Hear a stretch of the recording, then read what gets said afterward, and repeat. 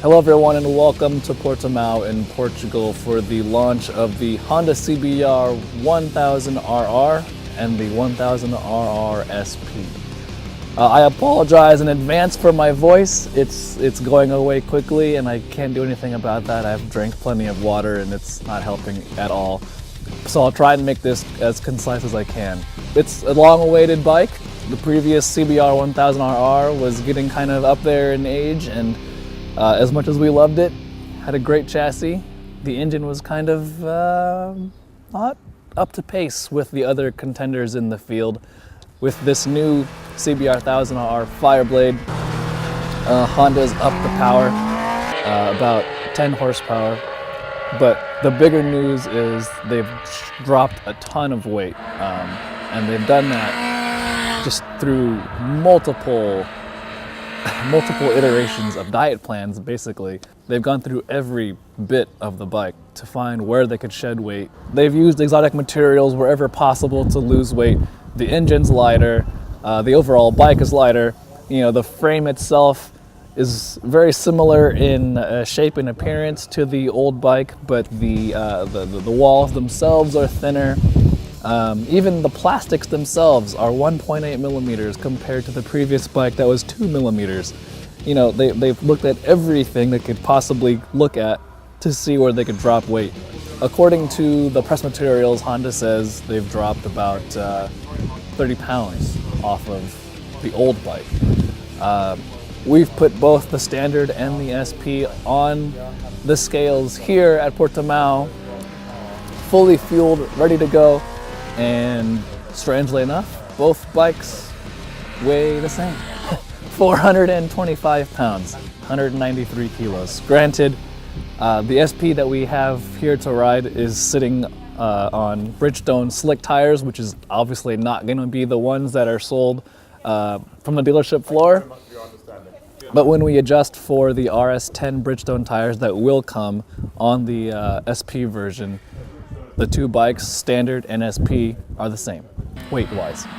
So what can I say about the bike? Well, first impressions are the new engine is a monster compared to the old bike. It definitely makes more power up top with just as strong of a mid-range. New pistons, new cams, higher compression ratio has upped the peak horsepower. Redline is now higher as well, 13,000 compared to 12,250 before. So engine power is definitely increased from before, and hopefully Nicky Hayden and the World Superbike guys will take advantage of that and find even more power to compete with the rest of the gang. You know, the CBR1000 chassis has always been a great package, and Honda's design ethos with the new bike, and since the original CBR, was total control. What that means is the rider is in control of the bike, where it goes, how fast you're going, where it's steering. And the new CBR carries that ethos very well. It's very easy to place this bike where you want it. It's just as easy to ride as the previous bike. The chassis is very precise. With that said though, electronics on the CBR1000 is a new territory. The old bike didn't have it, the new bike has a ton. Traction control, wheelie control, electronic shifter, quick shifter, standard on the SP, optional on the standard bike. We had it fitted to the standard bike. It's quick shifter both up and down, and it's clearly, in my opinion, the best quick shifter standard I've seen on a production motorcycle. Upshifts are crisp no matter what the RPM level is. Downshifts are even better. Bang, bang, bang, no clutch, and the bike stays composed, the revs are matched each time. It's beautiful. However, there's a bit of an issue with the electronics with the CBR. Like a lot of its competitors, it has an IMU, 5-axis IMU, that is used to help with the traction control and the ABS and whatnot.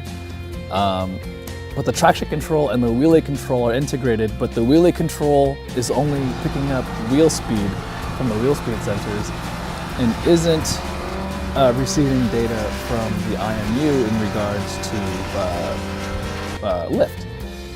And so what we've found so far today, and not just myself, other people at this event have commented about the intervention when you wheelie is abrupt, non-consistent, and non-linear, whereas other leader bikes, competitors for this motorcycle, will let you lift the wheel but continue to carry drive.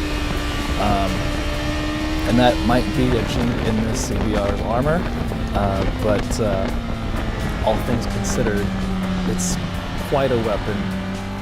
You know, who knows how it's gonna fare against the rest of the leader bike gang. It's quite a big group, and there's a new Gixxer 1000 coming out too that we're gonna ride shortly.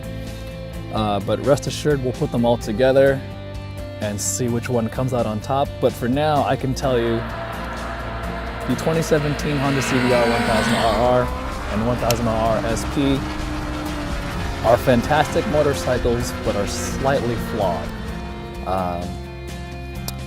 And with that, for the full report, you'll have to go to motorcycle.com, read my full story there, and hopefully I'll get my voice back soon.